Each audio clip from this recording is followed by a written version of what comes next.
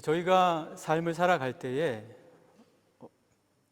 좀 온전하게 서기를 원하는데 의도치 않게 그렇지 못할 때가 있습니다.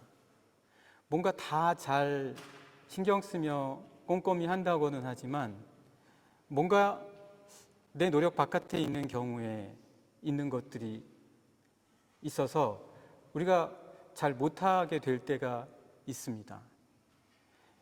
그거는 이제 우리가 우리 내면의 세계에 대해서 모를 때에 그렇습니다. 말씀에서 우리에게 알려주시는 우리 인간 존재, 우리 인간의 생명, 하나님이 창조하실 때 우리 인간의 모습에 대해서 우리가 성경에서 알려주시는 것을 잘 받고 깨닫는다면 우리가 한층 우리 삶을 어떻게 꾸려가야 할지에 대해서 보다 더 잘 알 것입니다. 데살로니가 전서 5장 23절에 보면 그래서 우리 인간을 세 가지의 구조로 나눕니다. 데살로니가 전서 5장 23절에 우리를 어떻게 나누냐면 영, 혼, 육 이렇게 세 가지로 나눕니다. 물론 히브리적 사고에서 구약의 말씀을 보시게 되면 인간의 내면적인 구조를 영, 육 두 가지로 나눴습니다. 그런데 사도 바울이 이방인에게 복음을 전하다 보니까 그 이방인들이 알아들을 수 있도록 그들에게 또 복음에 대해서 알려줘야 할 필요가 있었죠. 그래서 헬라적인 사고의 구조들을 어느 정도 반영을 해서 그들이 알아들을 수 있도록 좀 더 세분화해서 이야기를 합니다. 그것이 이제 데살로니가 전서 5장 23절에 나온 사도 바울의 인간 구조에 대한 이야기입니다. 구약 시대까지는 영, 혼, 육으로 이야기를 하고 그리고 영과 육조차도 그렇게 쉽게 나누어지지 않는 것이다 라고 말을 했지만 신약 시대에 들어와서는 이렇게 영, 혼, 육 이렇게 구분을 하게 되죠. 어떤 경우에는 굉장히 신앙생활에서 뜨겁게 그리고 정말 신실하게 생활을 하는데 세상의 삶에서는 그렇지 못한 경우가 있습니다. 세상 사람들하고 관계를 못 맺는 거예요. 교회 안에서는 뭔가 그래도 같이 관계를 맺고 뭔가 좀 같이 어울리는데 세상에서는 관계를 맺는 것이 굉장히 어렵고 그리고 또 좋지가 않아요. 그런 경우에 우리가 일반적으로 대부분 보면 영에 대한 관심은 많은데 사도 바울의 데살로니가 전서의 구분에 의하자면 혼에 대한 관심이 없단 말이에요. 영은 우리가 일반적으로 말하는 스피리추얼한 부분이죠. 영적인 부분. 혼은 우리의 정신과 관련된 부분입니다. 우리 생각과 관련된 부분이죠. 영적인 거를 굉장히 좋아하는데 정작 우리의 생각과 정신에 대해서는 이성에 대해서는 굉장히 소홀하단 말이에요. 그래서 교회 안에서는 뭔가 영적인 부분을 많이 추구하고 가는데 바깥에만 나가면은 생활을 못하는 거예요. 그러나 인간은 그렇다고 해서 혼과 영으로만 이루어진 게 아니죠. 몸도 있습니다. 육도 있다는 거예요. 그래서 사도 바울이 영, 혼, 육으로 설명을 한 거죠. 몸 관리를 안 해요. 몸 관리를 안 해요. 영만 중요한 거예요. 영만 중요하다고 해서 하나님께서 창조해 주신 거 아닙니까? 이 하나님께서 우리에게 몸 주신 거 아니? 몸은 어디 딴 데서 나왔나요? 그거 아니거든요. 몸도 하나님께서 우리에게 주신 거예요. 그래서 영, 혼, 육 이 모든 것을 잘 관리해야 된다라는 거죠. 그래서 러시아와 핀란드 국경 사이에 가면 발라모라는 곳이 있습니다. 그 발라모의 카리톤이라고 하는 수도사는 기도에 대한 이야기를 하면서 우리가 영적인 기도가 있다. 그리고 혼의 기도가 있다. 정신의 기도죠. 이성적인 기도입니다. 그리고 육적으로 드리는 기도가 있다. 몇 시간 동안 서서 고행을 하면서 드리는 기도라든지 이런 종류의 기도가 있다라는 거예요. 그러면서 이 영혼, 육의 기도보다도 더 중요한 부분들이 있다라고 말을 해줍니다. 그게 뭐냐면 마음의 기도라는 거예요. 마음의 기도. 왜 마음의 기도가 중요하냐? 이 마음은 히브리어에서는 레바브라고도 하는데 마치 하나의 장기처럼 생각을 했습니다. 이스라엘 사람들은. 하나의 내부 몸 안에 있는 장기, 심장, 콩팥과 같은 그런 하나의 장기로 생각을 하면서 거기에서부터 영, 혼, 육과 다 관련을 맺을 수 있게 된다라고 이야기를 합니다. 마음이 그렇다는 거예요. 그래서 우리가 어느 한쪽으로만 너무 치우치지 않도록 지켜주는 게 우리의 마음이라는 거예요. 너무 영적으로만 몰두해서 우리의 이성적이고 정신적인 부분, 그리고 우리의 육체에 대한 부분을 소홀히 여기지 않도록, 너무 이성적인 부분만 치우쳐서 영적인 부분에 대해서 하나님에 대해서는 아주 관심이 없게 되지 않도록, 아니 너무 몸에만 신경을 써서 자기 몸만 관심이 있고 몸을 어떻게 가꾸나에만 정신 팔리지 않도록 하는 것이 마음과 관련이 있다라는 겁니다. 그래서 히브리인들은 이 마음이 늘 중심에 있다라고 생각을 했습니다. 그래서 때로는 심장으로 된 단어를 마음으로 번역하기도 하고, 우리 몸의 중심에 있는 장기, 우리 몸의 중심에 뭐가 있죠? X자로 그으면요, 우리 몸의 중심에 있는 게 콩팥이죠. 그 콩팥을 마음으로 번역하기도 했습니다. 이 콩팥은 우리 몸의 중심에 있으면서 핏덩어리예요. 이 피가 중심에서부터 온 사방으로 다 퍼져나간다라는 거죠. 그래서 마음이 굉장히 중요하다. 이 마음이 우리의 혼도 관리하고 영도 관리하고 육도 관리할 수 있다라는 거예요. 그럴 때 우리는 너무 영적으로 치우치지 않고 우리의 이성적으로도 너무 치우치지 않고 육으로도 치우치지 않고 균형 잡힌 삶을 살 수 있게 해준다라고 이야기를 합니다. 자, 오늘 말씀을 한번 보겠습니다. 오늘 말씀을 한번 보시면 13절부터 17절까지 한번 보실까요? 여러분과 저희가 같이 한번 읽겠습니다. 많이 추운데 우리가 같이 읽으면서 우리 입의 열기로 이 추위를 한번 날려버리겠습니다. 13절부터 17절까지 같이 읽으시겠습니다. 그러므로 방언을 말하는 자는 통역하기를 기도할지니 내가 만일 방언으로 기도하면 나의 영이 기도하거니와 나의 마음은 열매를 맺지 못하리라. 그러면 어떻게 할까? 내가 영으로 기도하고 또 마음으로 기도하며 내가 영으로 찬송하고 또 마음으로 찬송하리라. 그렇지 아니하면 내가 영으로 축복할 때에 알지 못하는 처지에 있는 자가 내가 무슨 말을 하는지 알지 못하고 내 감사에 어찌 아멘하리요. 너는 감사를 잘 하였으나 그러나 다른 사람은 덕세움을 받지 못하리라. 고린도 교회에서는요, 너무 영적인 거로 치우치는 거예요.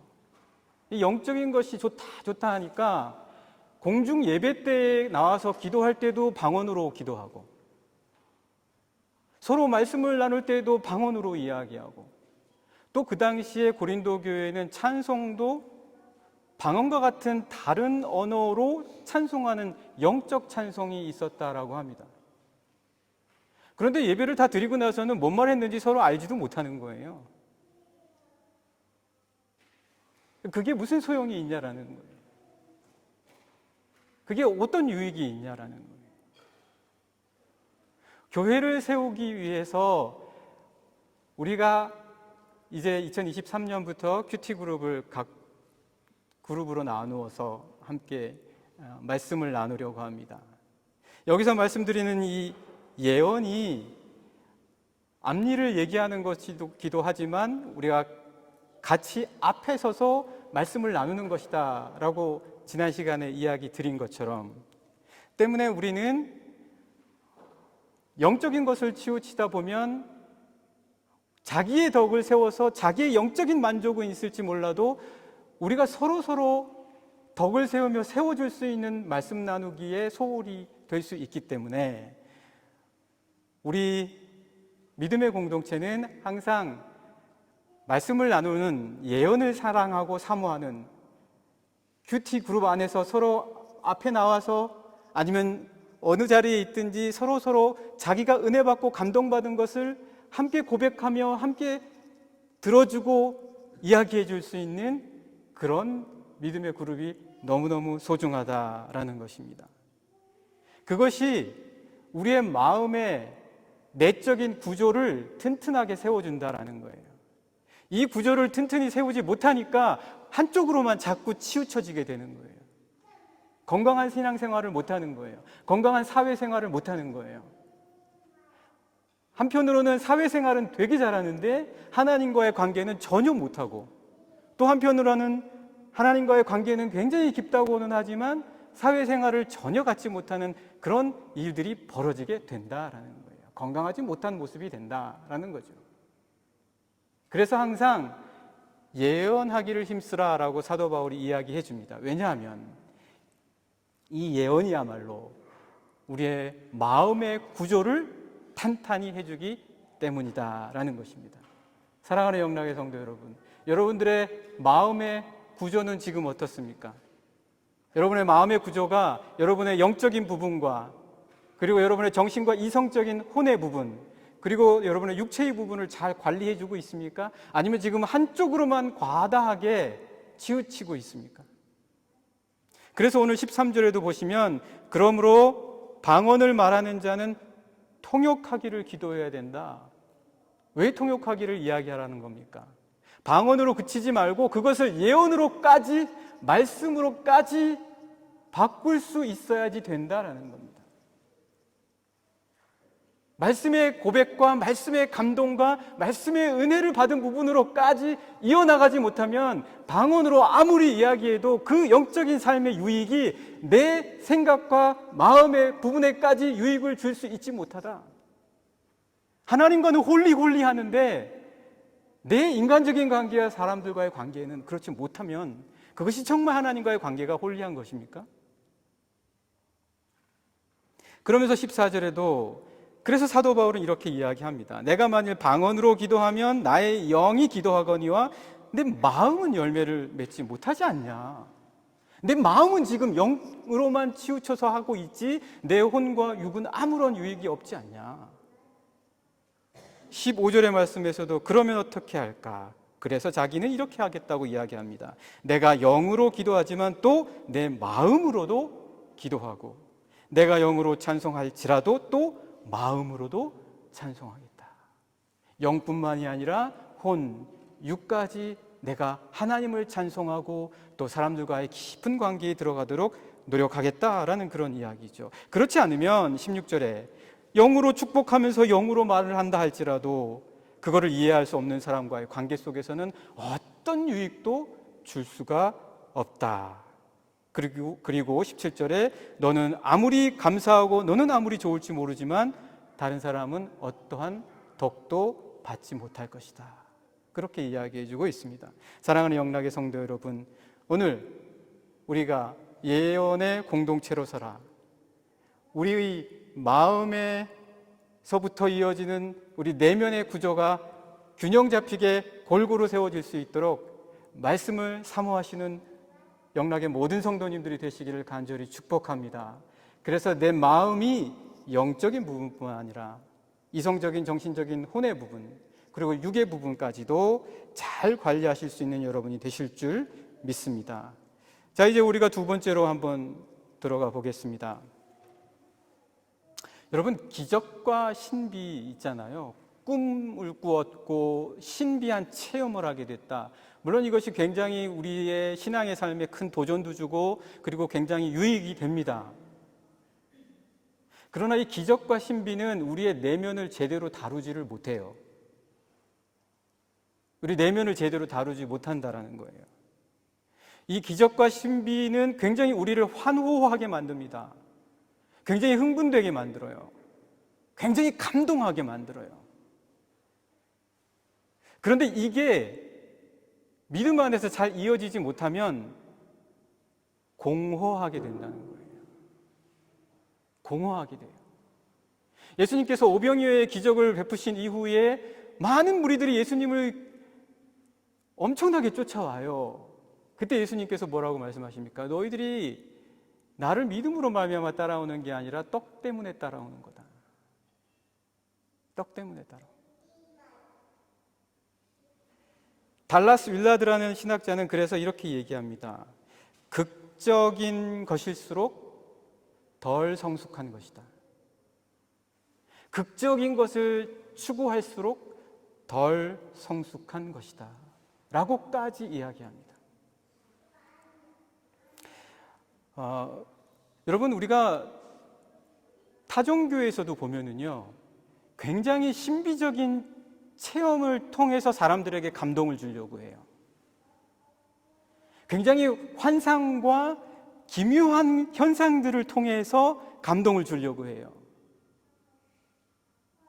그러나 그것은 우리의 마음에 전혀 도움을 주지 못해요. 우리의 마음에 전혀 도움을 주지 못합니다. 그래서 사도 바울도 고린도후서 12장에서 고린도 교회 사람들이 하도 영적인 것을 자랑하면서 우리는 방언도 한다, 우리는 그걸 통역도 한다, 우리는 뭐도 한다, 우리는 신비한 것도 봤다 하니까 자기도 한번 자랑하겠다라고 얘기를 해요. 나도 한번 자랑할게. 그러면서 근데 너희들 이걸 알아야 돼. 내가 하는 이 자랑은 정말 나도 내가 하기에 부끄러운 어리석은 자랑이야 라고 이야기하면서 자기 출신 배경에서부터 쭉 이야기를 하다가 어떤 자랑을 하냐면 나도 3층 천에 가봤다. 나도 3층 천에 가봤다. 셋째 번째 하늘에 올라가 본 사람이야. 그런데 이거는 정말 어리석은 자랑이야. 그렇게 이야기를 합니다. 극적인 것을 찾고 그것을 뒤따를수록 우리는 환호할지 모르나 공허를 우리의 믿음에 남길 수 있다라는 것입니다. 그래서 사도 바울은 뭐라고 얘기합니까? 오늘 말씀 18절에서 22절 함께 보시겠습니다. 18절에서 22절 보시겠습니다. 같이 읽을까요? 18절에서 22절입니다. 내가 너희 모든 사람보다 방언을 더 말함으로 하나님께 감사하노라. 그러나 교회에서 내가 남을 가르치기 위하여 깨달은 마음으로 5마디 말을 하는 것이 1만 마디 방언으로 말하는 것보다 나으니라. 형제들아, 지혜에는 아이가 되지 말고 악에는 어린아이가 되라. 지혜에는 장성한 사람이 되라. 율법에 기록된 바 주께서 이르시되 내가 다른 방언을 말하는 자와 다른 입술로 이 백성에게 말할지라도 그들이 여전히 듣지 아니하리라 하였으니 그러므로 방언은 믿는 자들을 위하지 아니하고 믿지 아니하는 자들을 위하는 표적이나 예언은 믿지 아니하는 자들을 위하지 않고 믿는 자들을 위함이니라. 사도 바울이 그렇게 이야기하는 거예요. 나는 차라리 1만 마디 방언을 하느니 깨달은 마음으로 5마디의 예언을 하겠다. 그렇게 이야기를 합니다. 그러면서 구약의 말씀도 인용을 하는 거예요. 아무리 너희가 다른 방언을 하고 다른 입술로 신비한 언어를 말한다 할지라도 사람들은 안 들어. 그것 때문에 우와 대단하다. 어떤 신비한 세상의 열쇠처럼 우리에게 새로운 세계를 가져다 주는가 보구나 라고 그렇게 감동받으면서 너희가 하는 말들을 들을 것이 아니다 라고 말해주고 있습니다. 여러분, 그거는 하나의 표적일 뿐이에요. 방언이나 신비한 체험은 하나의 표적이에요. 무슨 말이냐면 우리가 알 수 없는 다른 세계가 있구나라는 것을 알게 해주는 것이다라는 거예요. 그것을 넘어서서 내면의 세계에 변화를 주는 힘은 다른 것이 있다라는 거예요. 그게 뭡니까? 그거는 모든 사람이 들어도 알 수 있는 가장 평범하고 일반적인 말로 전해진 그리스도 예수의 복음입니다. 가장 누구나 들어도 어떠한 말로도 어려움 없이 받아들여질 수 있는 복음, 예언의 말씀. 그래서 우리 큐티그룹 하자는 거예요. 이 말씀을 통해서 우리 내면의 세계를 탄탄히 세우자는 거예요. 표적을 쫓아가는 자들이 아니라 우리는 이미 다른 세계가 있다는 걸 알아요. 우리는 이미 하나님의 나라가 있다는 걸 알아요. 우리가 아는 이성과 지식으로 설명되어질 수 없고 우리가 다스릴 수 없고 우리가 마음대로 할 수 없는 하나님의 나라가 있다는 걸 압니다. 우리는 이미 그리스도 예수의 십자가에서 볼 수 있는 모든 표적은 다 보았어요. 우리에게는 이미 이제 예언의 말씀이 필요합니다. 그 말씀으로 우리의 내면의 마음, 그래서 이 마음을 탄탄하게 해야 영과 혼과 육에 대한 균형 잡힌 사람으로, 인간으로 세워질 수 있지 않습니까? 그래서 우리가 큐티그룹을 만나자는 거예요. 자, 우리가 이제 두 번째 말씀을 나눠보았습니다. 이제 마지막으로 세 번째 한번 보시죠. 열왕기상 19장의 말씀을 보면은요, 열왕기상 19장의 말씀에는 엘리야가 아합 왕과 이세벨로부터 생명의 위협을 받고 호렙산으로 막 정신없이 도망을 가요. 바알 선지자들과 엄청나게 승리한 이후에 이세벨로부터 생명의 위협을 받고는 정신없이 도망을 가서 하나님의 산 호렙에 이르게 되는데 그 사람의 마음이 어땠겠습니까? 절박하죠? 절박해서 하나님을 찾는 거예요.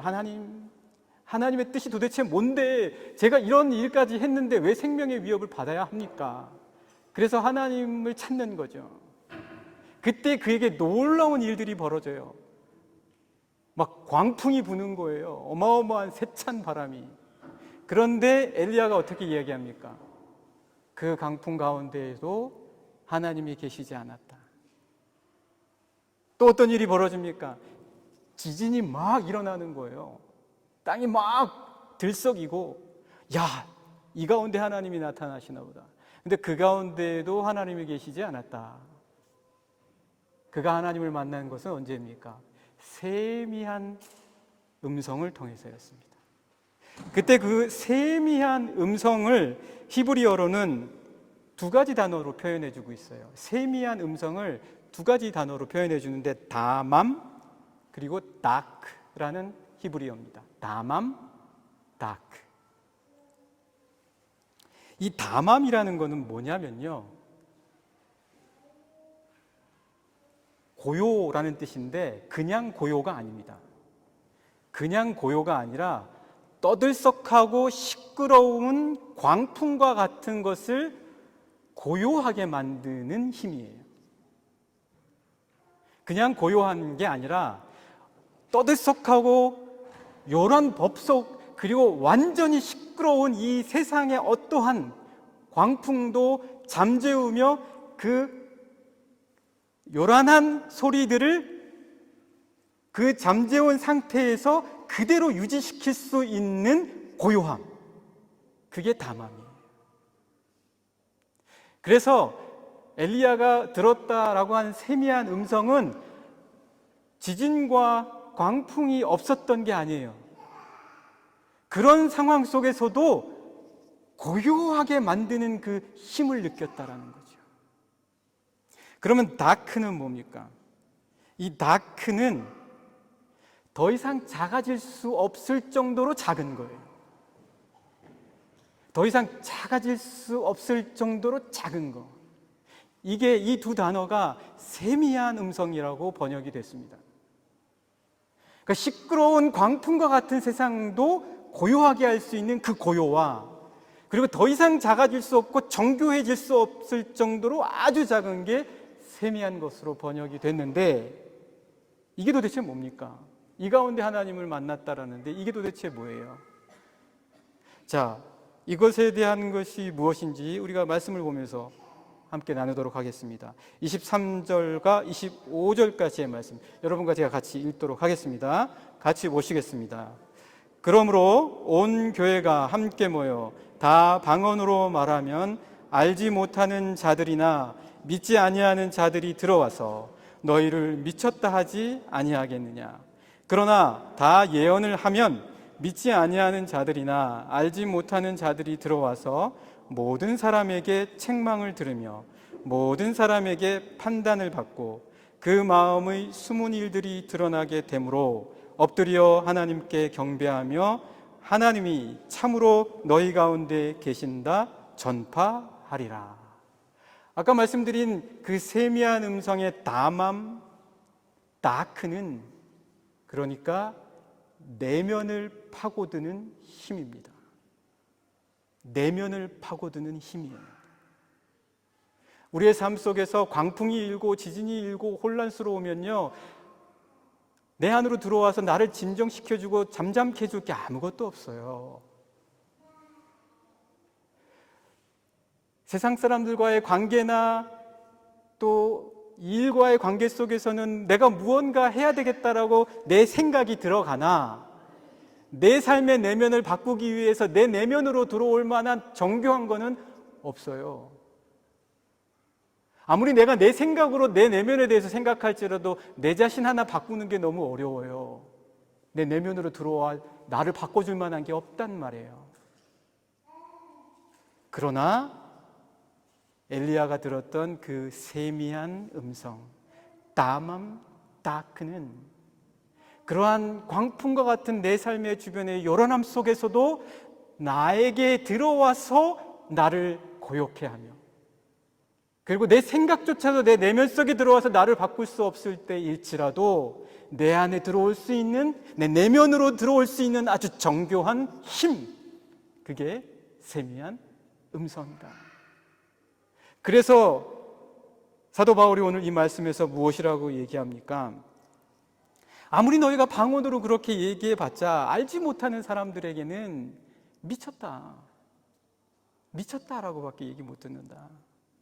그러나 너희가 하나님의 말씀, 이 예언의 말씀을 서로 나누고 그것을 고백하고 그것으로 위로하고 격려할 때 어떤 일들이 벌어지냐? 세미한 음성처럼 너희들의 내면을 파고들어서 그 내면을 변화시켜 줄 것이다. 어떤 식으로 이야기합니까? 다시 한번 말씀 보시면 24절에서 그러나 다 예언을 하면 믿지 아니하는 자들이나 알지 못하는 자들이 들어와서 모든 사람에게, 그러면서 내면에 대한 이야기를 합니다. 책망을 들으며 모든 사람에게 판단을 받고. 그러니까 우리가 말씀으로 판단받아야 되는 거예요. 다른 사람에게 판단받으면 우리 마음과 심령 상해요. 그러니까 말씀 나누면서 이 말씀을 통해서 내가 판단받아야 되는 거예요. 그 말씀이 판단해 주시는 거는 세미한 음성이라서 상처받지 않아요. 아프지 않아요. 오히려 우리에게 가야 할 곳이 어디이며 어떻게 바뀌어져야 되고 변화되어야 될지, 여러분 말씀 사무에서 그 말씀이 판단해 주시기를 구하고 찾으십시오. 그 말씀의 판단과 책망을 들으면 너무너무 부드럽고 세미합니다. 그러면서 25절에 어떻게 이야기해 줍니까? 그 마음에 숨은 일들이 드러나게 된다. 내면에 대해서 이 예언의 말씀을 함께 나눌 때 있는 일들의 변화가 어떠한 것인지에 대해서 이야기해 줍니다. 누군가가 나에게 너의 마음에 숨은 일 이야기해 준다고 해서 그거를 받아들일 사람이 누가 있어요? 그리고 정작 내 안에 숨은 일들을 누가 말해줄 수 있겠어요? 말씀을 사모하십시오. 예언의 말씀을 서로 나누고 고백할 때 여러분 안에, 여러분 스스로 혼자서도 생각할 수 없었고 미처 내 마음이 이랬었나? 라고 알 수 없었던 부분까지 그 숨은 부분들을 드러나게 해주는 것이 서로 말씀 나눌 때예요. 서로 말씀 나눌 때입니다. 그러면서 어떤 일들이 벌어집니까? 계속해서 보시면 엎드려 하나님께 경배하며 하나님이 참으로 너희 가운데 계신다 전파하리라. 사랑하는 영락의 성도 여러분, 오늘 우리가 왜 예언의 공동체가 되어야 되는지, 왜 우리가 서로 말씀을 나누며 큐티 그룹으로서 서로에게 이야기하고 고백해야 되는지를 보았습니다. 세미한 음성, 세미한 소리, 예언의 말씀 속에서 찾으십시오. 광풍과 지진은요, 모두 다 부셔요. 남는 게 없어요. 광풍이 한번 지나가 보세요. 지진이 한번 지나가 보세요. 보존되고 지켜지는 것이 없어요. 전부 다 지나간 거는 다 망가지는 거예요. 그러나 세미한 음성은 우리에게 있는 모습 그대로 두시면서 우리가 변화되고 바뀌어야 될 부분들을 하나씩 내면으로 들어와서 바꾸어 주십니다. 아무리 좋은 약 먹으면 뭐예요? 부작용이 있으면. 아무리 좋은 판단과 책망을 받은들 뭐예요? 사람의 관계가 깨어지면. 말씀으로 이 모든 것을 그 말씀에게 맡기십시오. 그러할 때 우리 예언의 공동체 안에서 우리는 서로 위로받으며 또 서로 그 말씀 안에서 든든히 세워지는 놀라운 체험을 할 줄 믿습니다. 이러한 우리 영락재단 2023년에 말씀으로 더욱 든든히 세워지는 귀한 영락 공동체 되기를 간절히 축복합니다.